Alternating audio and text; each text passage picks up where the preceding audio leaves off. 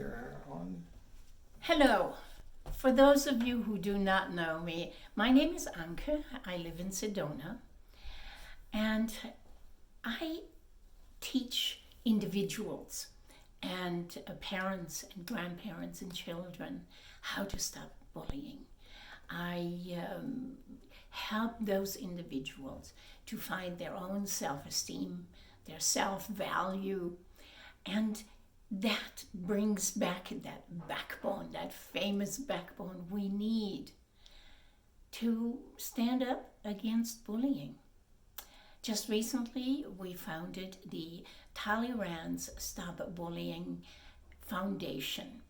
And that foundation's goal is to bring to you and to children and to schools free of charge, stop bullying projects.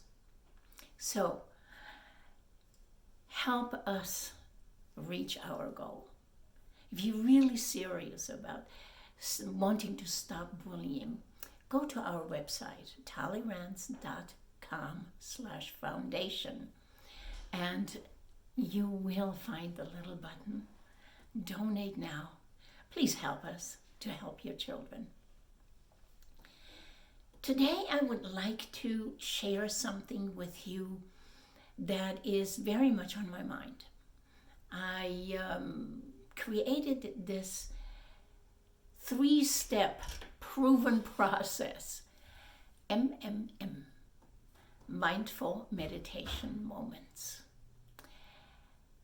What this does is really brings us out into a realm of calmness. We become more self-aware, therefore we know how to handle certain situations. And when I say we, I do mean us adults, parents, grandparents, teachers, and the children. Everything we're doing, we can and will bring to our children. And in the step 1 of the mindful meditation moments, the mindfulness. What is mindfulness? I firmly believe that mindfulness is something, yes, we can learn, we can teach, but it comes from inside because it fills our own mind with calmness, with self-esteem, with awareness, and especially awareness. And when we don't have it, then we see in our children that they act up. And I'm pretty sure also you have seen kids act up and scream expletives and stomp and kick and really bad behavior. No, I don't think it's bad behavior. That is the only way they know how to express their feelings, what they're experiencing, and they don't know what to do with their feelings. That is, I firmly believe, that is the reason why kids, in many, many, many cases, what we call act out. Kids don't understand yet, or they don't get it yet, what they feel, because they don't have the experience. But we, the adults, need to guide them, to try to make them understand. But first of all, we need to have the understanding that the kids need to release those feelings. They don't know, they just feel. And those feelings make them act out.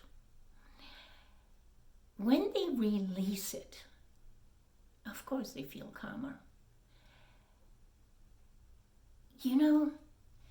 Sometimes I hear all that from clients, and they come to me and, what am I going to do? We're frustrated. You feel inadequate. We don't know what to do anymore. It is very, very difficult to understand. And when we don't have the understanding and feel lost and feel inadequate and paralyzed in certain situations, believe me, I've been there, done that. And now that we know what we could do to solve a problem or to change a situation, so let's do that. And believe me, mindfulness is very much the understanding of ourselves.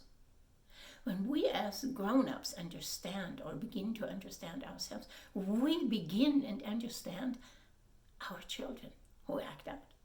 We look at them a little bit different because when they do act out, we right away can say, okay, what are they feeling? And when children begin to learn what it is that it makes them act out and why, we're a big step ahead. And that is what we want to achieve. A step ahead in the direction of gaining self-esteem, self-value, self-power, to stop bullying, to stand up and say, no more of that. But we do have to learn those tools and skills. You know, we can really begin helping our children when we allow our children to have a little helper. And that is why I created Talleyrands. Talleyrands is a whimsical character that speaks to children. And Talleyrands, what did you say? Oh, psst, psst, listen, listen, listen to yourself. Listen to your own voice inside. That's what Talleyrands tells the children. Because children know the difference between wrong and right. They do know. But many times they have nobody at that moment to support them, to encourage them to stand up for their right belief. That's where Talleyrands comes in. With all the teachings of, most of all, listen, listen, and listen again to self and, of course, to others. You know, when we say, does the child know wrong from right? Yes. Does the child know why and what makes him or her act out? No, they don't. But the feeling of wrong and right, that is there. And here is that little character that can help guide a child through many ups and downs, of course. And you know, the books go with it. And all of it you can find on Talleyrands.com. But let's get back to our 3-step very successful project here. And that is mindful meditation moments. And mindfulness is something that we can create and learn and improve.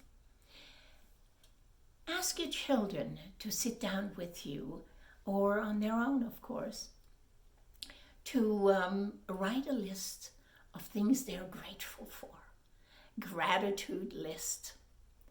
Not big things, small things. Oh, thank you, the sun is shining. Thank you for the sandwich, Mom. Thank you for, I am grateful that I am healthy. I am grateful for apple and peanut butter. I am grateful for the small things.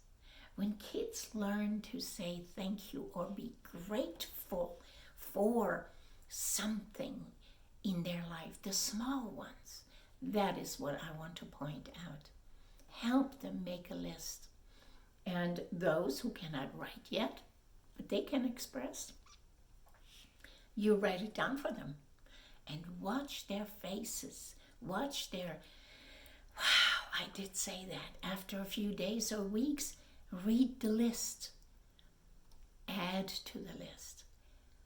Alone mentioning and writing down the attitudes, not attitudes, the gratitudes we are thankful for, the things we are thankful for, creates a mood in us that already is coming. It is mindful, because that again, when we become mindful, we can give and share with others. That mindfulness goes a far way. Being mindful is also being considerate. Being mindful is becoming self-aware.